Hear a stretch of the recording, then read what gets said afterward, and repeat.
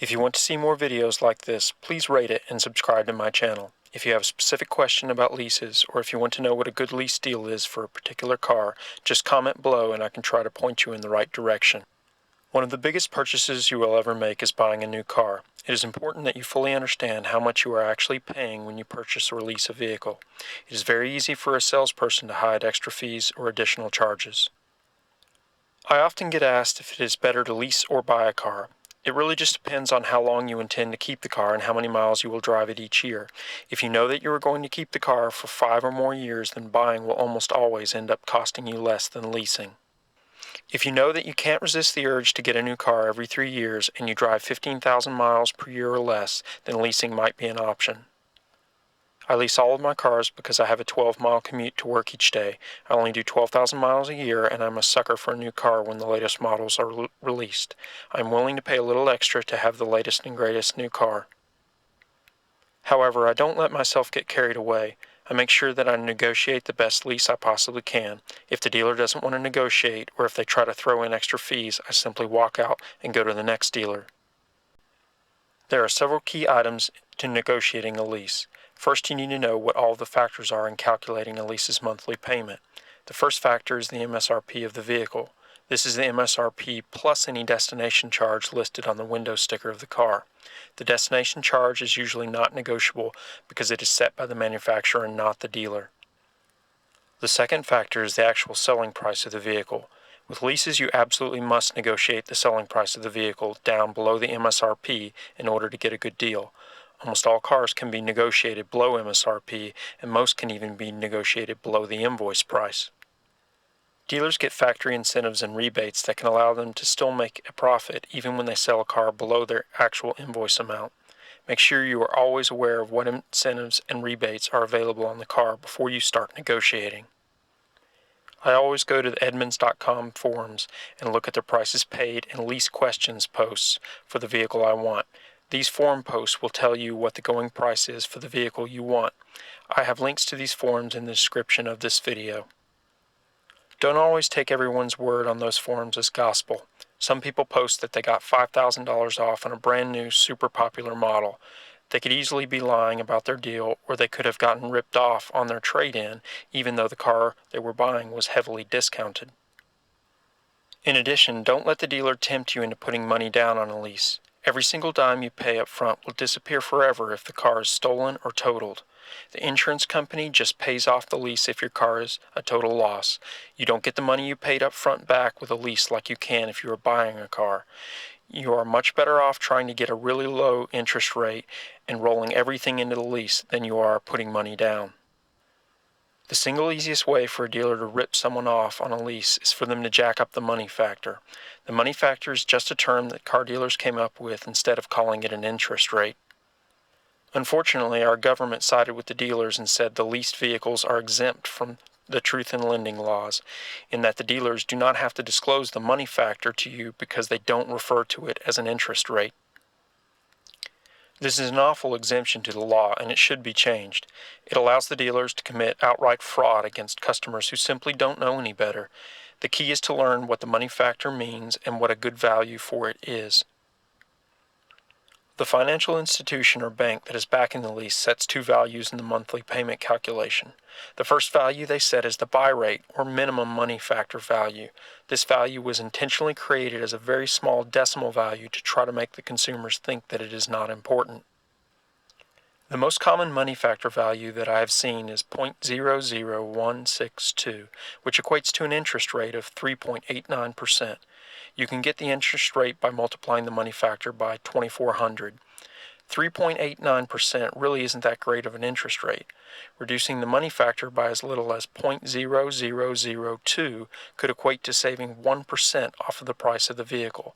On a $40,000 car, that would mean saving $400. The second term the financial institution or bank sets is the residual of the car. The residual is simply a guess at the value of the car at the end of the lease, and it is expressed as a percentage of the MSRP and not the final selling price of the vehicle. You want the residual to be as high as possible. The highest residual I have seen for a 36-month lease with 12,000 miles per year is on the Mercedes-Benz CLA.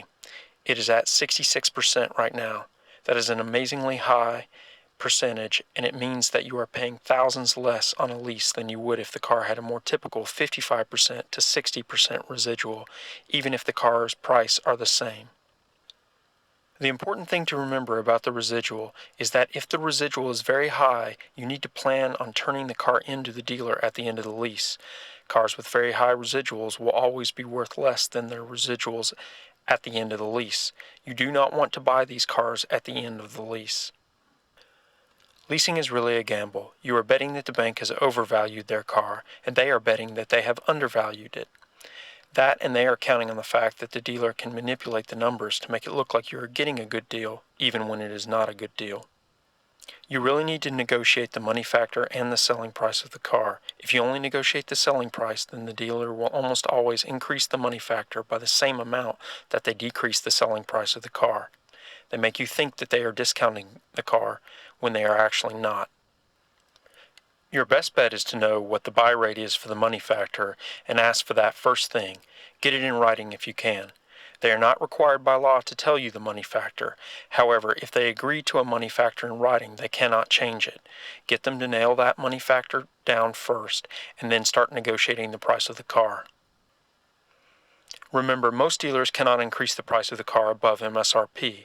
However, they can set the money factor to whatever value they want.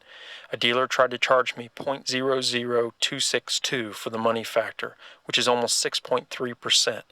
That is a ridiculous interest rate.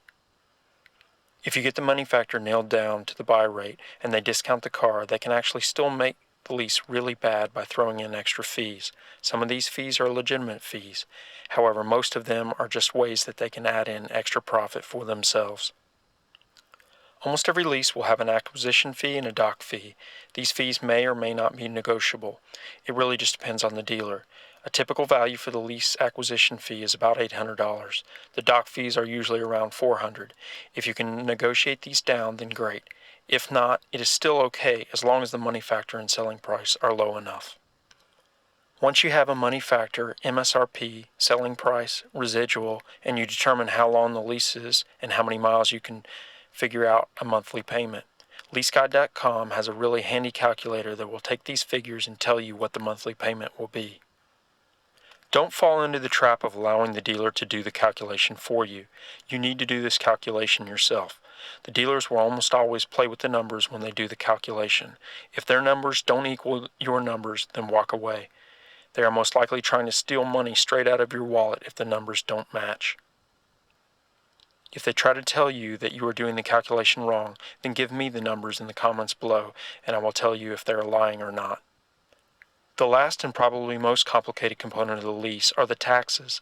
The problem is that each state is different. Some states like Texas, Virginia, and Illinois all charge the tax based on the total price of the vehicle, even though you are only paying for a portion of the vehicle.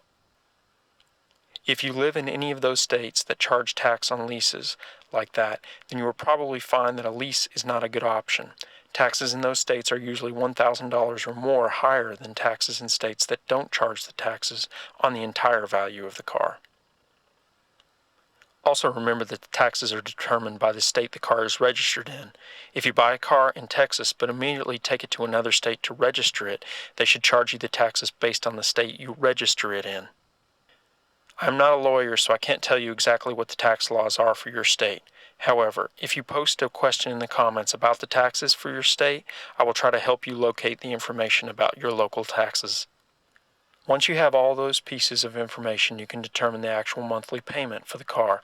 A typical monthly payment for a $40,000 vehicle with 12,000 miles per year for 36 months might be a little less than $500 plus taxes, with no money down and all of the fees rolled into the lease and a 2% discount on the car. There are other things that can help make the leases more attractive, like multiple security deposits. However, those are not always offered, so I won't go into details about those right now. Remember to post your questions in the comments.